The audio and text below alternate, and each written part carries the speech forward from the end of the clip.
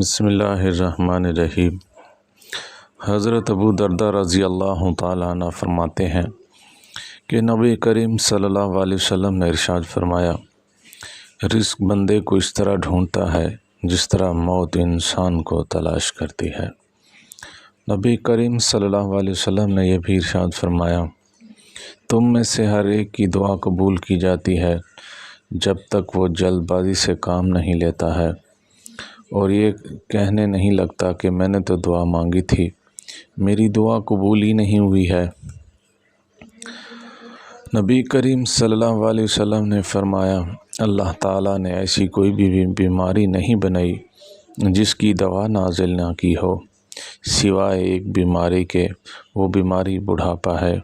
اللہ تعالیٰ تمام مسلمانوں کو بیماریوں سے محفوظ فرمائے۔ وآخر دعوانا الحمد للہ رب العالمین۔